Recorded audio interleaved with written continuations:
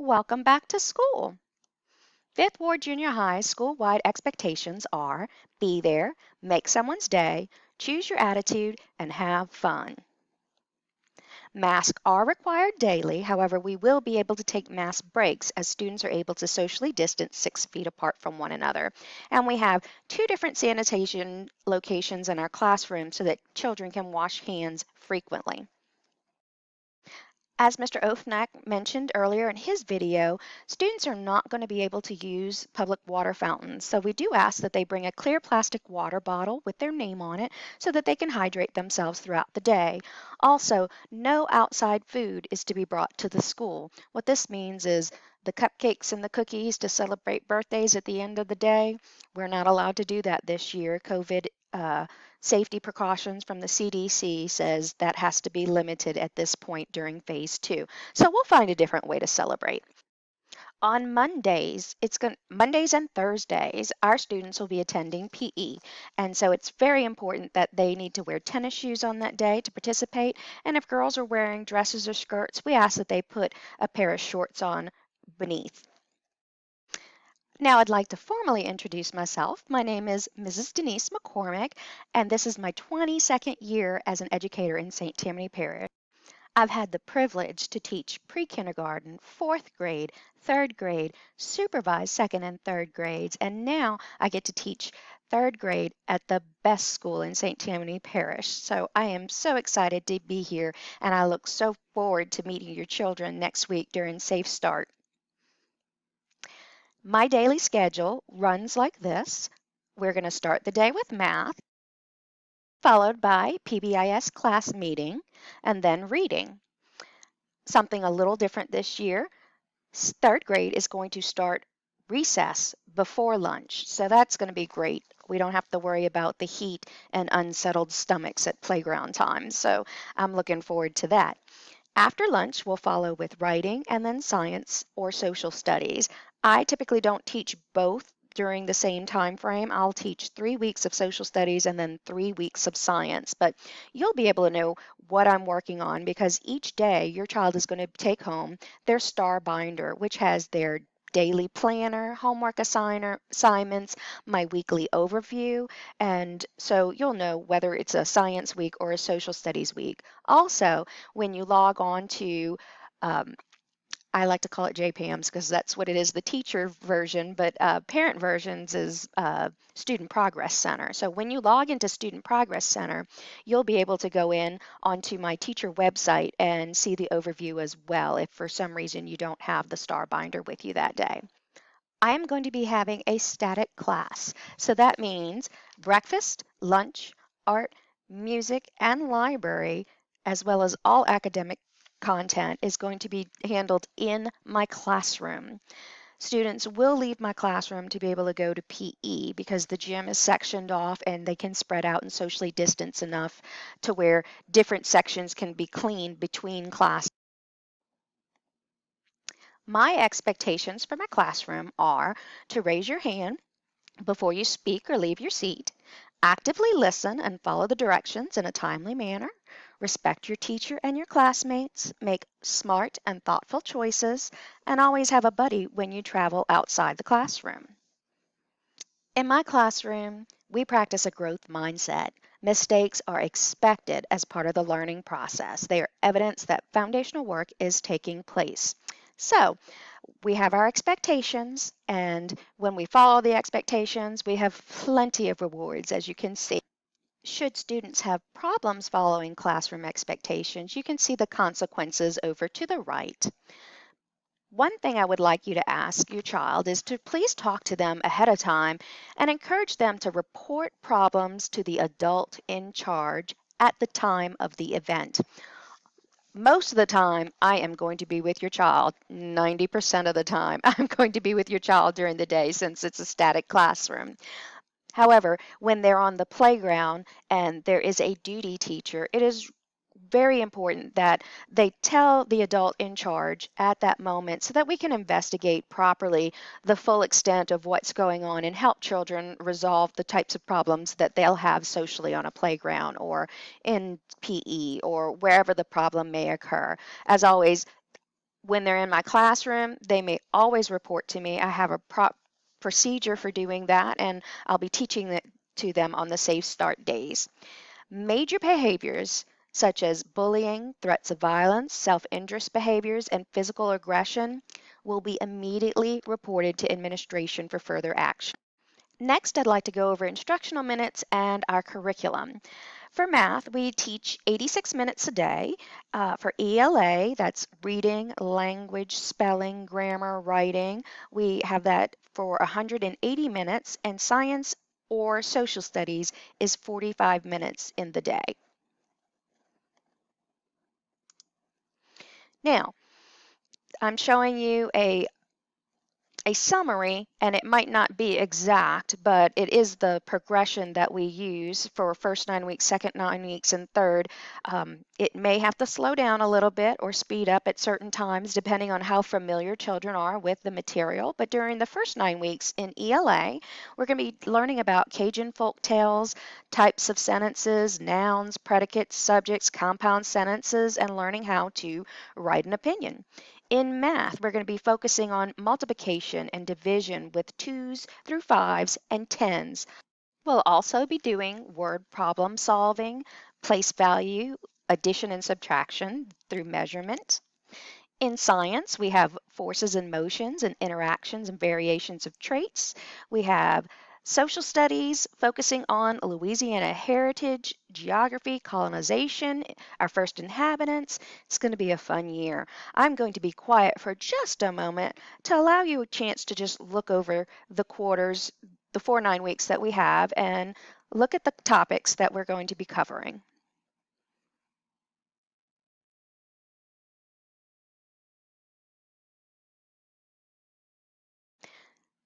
Teachers in St. Tammany Parish have the ability to use multiple sources to gather their information. So we have this St. Tammany Parish Guaranteed Curriculum. We have guidebooks that are provided to us by the Louisiana Department of Education and many more resources that they have provided. We have Eureka Math, we have Zern, we have Mystery Science. We're going to be using Genius Generation and our social studies textbook when appropriate. The grading policy is set by St. Tammany Parish. 93 to 100 is an a 92 through 85 is a B, a 75 to 84 is a C, 67 to a 74 is a D, and 0 through 66 is an F. Each week, your child will receive a grade in reading, language arts, math, and social studies. And those grades will come home on a Wednesday in a special envelope. I ask that you look over those documents, see if there's any areas you can help your child with, and then sign the outside of the envelope and return those assignments to me to keep a portfolio of their work throughout the year. Now, some assessments, you can study for, and some assessments you have to practice your skills. And what does that mean? So in reading, uh, no longer do we give a child a book, a story to read, close the book and say, memorize it and answer these questions. That is kind of a very antiquated way to assess reading comprehension. Instead, we give children time throughout the week to practice skills through multiple text, and at the end of the week, we give them a piece of literature or text that they have not read before, but is it within their level, and they have to apply the skills that they have learned, not just memorize parts of a book. In reading, we will also have what's called A-B type questions. If A if you have question A and this is the answer, question B is going to ask, why did you choose, what supports your reasoning for question A's answer? So that's something that they're going to be introduced to this year, as well as multi-select answers. Oftentimes, when you're used to doing those bubble Scantron sheets, you only pick one of the things, but it's going to be really important for our children to really focus on the precise language of directions. And when it says pick 3 of the 5 best answers, well, that's a multi-select answer. They won't fill out one bubble, they'll fill out 3, and they'll get credit accordingly. We do want to focus on fluency because when fluency is in place, then we can build comprehension and vocabulary. But if children are having a problem with decoding and phonics in the beginning of reading, we need to address that as well. So that's one of the assessments we work on, and we'll be using ERLA in 3rd grade for interventions in reading. And I know that 2nd grade was introduced to ERLA last year, so I'm excited to continue that on. We will have some book projects, but if there's a project that they have to do, I will guarantee you that about 98% of that project will be done in the classroom. Choosing the correct meaning of a word using context clues is another thing. For science and social studies, we may say, okay, we're going to have a vocabulary quiz, and we really want you to memorize these vocabulary terms. But in reading, we're teaching children how to attack um, difficult words and unfamiliar words through the use of suffixes and prefixes and root words. And so while it's important to know your vocabulary, it's really important to know how to find the meaning of a word using context clues, other parts of the paragraph, and captions and illustrations. And that's something that they're going to be building upon via their reading assessments. In language arts, we are going to be giving quizzes and proofreading. There will be writing rubrics so that you can see how a child is graded in their writing and sentence structures. And we will have grammar skill application via mentor sentencing. I'm going to be taking quality sentences and just focusing on one quality sentence at a time and really analyzing that with children and showing them how to create those sentences. So that's going to make them very proficient in their writing. For math, we'll have unit test. We'll also have short quizzes. We'll have graphic organizers. But most importantly, children need to know that they have to show their work or their thinking through modeling and short answers. So they're going to be using number bonds and tape diagrams and vertical number lines to be able to solve, and that will be on part of their assessments.